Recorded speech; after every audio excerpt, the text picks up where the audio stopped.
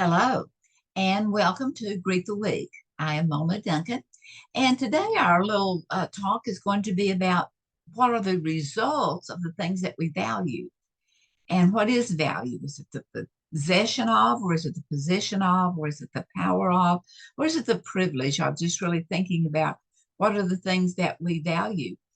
Dr. William Glasser produced a behavior chart. And one of those behavior charts is that we have to pass through, or it's necessary to equate how much we value things before we can begin to look at what the results will be. So today we're going to be talking about the results of the things that we value. So, and this is from my perspective. Okay, I want to share that with you and share the screen and bring it up to full scale so you can see. So we're looking at the result of values. And I'm a wordsmith, so I like to look at words and see how much weight they can add to it and how much clarity. So result means the end consequences or the outcome, whereas value uh, equates to worth, price, cost. How much does it cost? I wouldn't get it if, oh, I don't want to buy that because it's not worth it. So the cost, the importance, significance, or the meaning. And these things will take us to a deeper, wider influence of the topic or whatever it is that we're looking at as we can see those different aspects. So we have been gifted with some gifts that just come automatically through the process of being born. We were given the gift of life. We have been given the gift of time. We have been given a free will. And so we'll kind of look at this. How we handle life determines the quality of our life. You may have to step and think about that for a minute. But the activities that we engage in, the things that we do, how we handle life in general, this gift that we've been given, uh, determines the quality that we have in our life. And then time, we've been given time. Time is equated to a large degree with competency and with love. I mean, sometimes, well, if you loved me, you would spend time with me. If you really were competent, if you really were a buy-in to the job that you had, you would be competent and you would be productive. And then also freedom. This is from the Merriam-Webster to get a definition of it. Freedom of humans to make choices that are not determined by prior causes or divine intervention. It is that voluntary choice or decision that we as human beings make because we have been given the gift of a free will to either say yes to something or to say no to something. So, in looking at the things that we value, there's a lot of differentiations in how we relate with things. There's those important relationships. It's the things that we have, that we are our most courteous. We engage with them in kindness. We have a high esteem and we're very patient. And yes, we try to be as honest as we can. And we have this appreciation. And we use all of the caring habits that Dr. Glasser uh, suggested, like supporting and encouraging and listening and accepting and trusting and respecting and negotiating differences. But there are some relating things in our life that they are of a lesser importance. But even with that lesser importance, we need to treat them with civility and respect and consideration, and also all of the caring habits. But change is ongoing and it is inevitable. And so children require more attention when they're younger, but the more they grow, uh, the more they become who they are. Aging parents there's always that change there. Change is ongoing and it is inevitable. Everything changes. It changes like the seed put in the ground to grow. It will grow into whatever it is, the flower or the tree, and eventually it will die over time. And that change is ongoing and it's inevitable. And that also it is more about you than it is about them. And I say this looking deep into myself as to what I value and the value that I place on other people. That regardless of whom I am interacting with, it is more about my thoughts, my actions, my results, my tone of voice, my facial expressions than it is about them. And why can I say that? Because it is, and also that's true with you. It's more about you than it is about them and their agreement or their disagreement, because you are the only one who can control your thoughts, your actions, your facial expressions, your voice tone. So again, looking at some more relatable differences. We can ask for change without demanding change. That to get along, sometimes we see something as but ask for it rather than demand it. To use I statements in which to speak from a personal point of view and thus create information or negotiate as opposed to threatening someone. Sometimes, we can get into a my way or my way tone of voice. And to always speak firmly yet kindly when we're asking for these differentiations in the way that we're seeing or handling something. To speak firmly yet kindly. Being firm shows respect for you, but kindness shows respect to the person that you are working with, negotiating with, coming up with decisions with. And you always want to behave in such a way that shows respect for you and your respect for someone else. And that always goes back to choices. We can choose to respect, we can choose to disrespect, but in the long run, what is the end result of the disrespecting?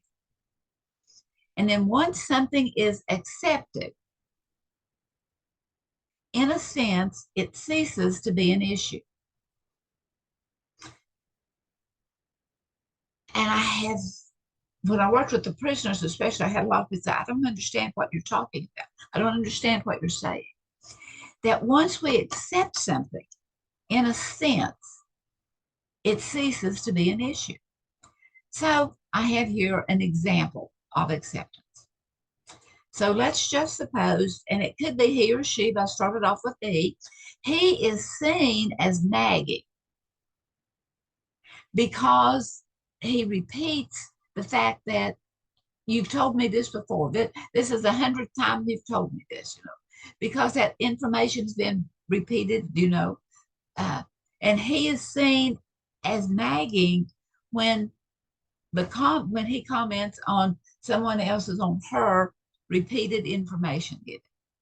But here's the thing, she is offended because she is seen as being disregarded, not heard, not being appreciated, not being valued by the one that is nagging about, I've heard this before, you've said this before, I've heard this before. Whereas acceptance by either one, starting with the first time, but then again and again and again, it begins to establish peace. It's beginning to realize that when that other person, mate, child, co-worker, whomever it is, when they keep repeating things that's quite irritating to you, just to accept it, because that exception, once we accept everything attached to nothing, and that accepting it, it's the receiving it, they're repeating it again, it ceases to have all that weight to it. So why would we want to accept it?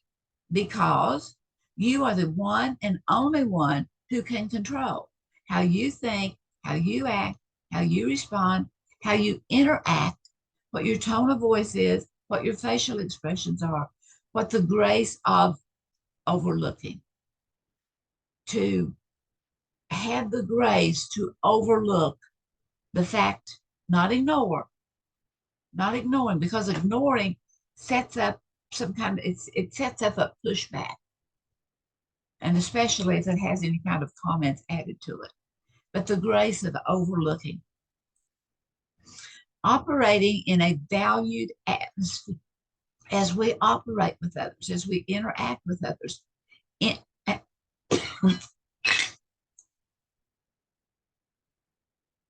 excuse me. As we interact with others in an atmosphere of value, it allows for confidence, creativity, and competence, plus the ability to receive compliments, the ability to make critiques, and the ability to accept reality. So here's a note from Carl Jung, the psychiatrist. Carl Jung said, when love reigns, there is no will to power. Where will to power is paramount, love is lacking. The one is a shadow of the other. So let's replace love with kindness. Where kindness reigns, there's no will to power. And where there's no will to power, where will to power is not prominent, kindness is lacking. Or let's use another word there. Let's use acceptance. Where acceptance reigns, there is no will to power. Where will to power is prominent, there is no accepting. Accepting is lacking because it is like this and it never works. Values result in team making, team building.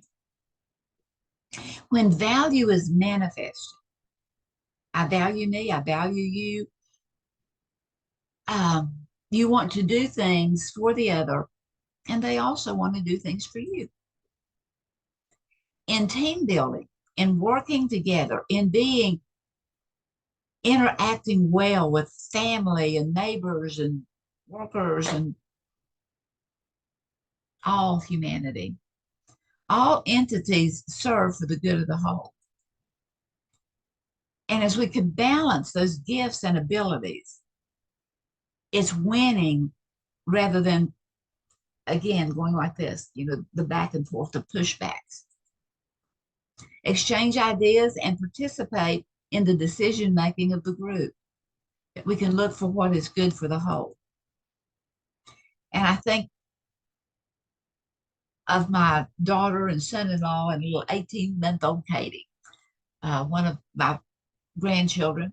On Saturday morning, my daughter and son-in-law would get together and they would look out, they would make plans as to what needs to be done and, who will do what and all this kind of stuff. And they were working at it and, making their notes because one would do this and one would do other things. Anyway, so John just playfully reached over to Katie and put his hand down on her high chair. And he said, and what do you need, young lady? And she just perked up and she said, Brahms. Well, Brahms is an ice cream place. And so if what was put on each of their activities, what they'll do for the day, is to go to Brahms with Katie. Because a life need, the gift that we've been given of living, that life need is to love and to be loved, one of the basic needs that we have.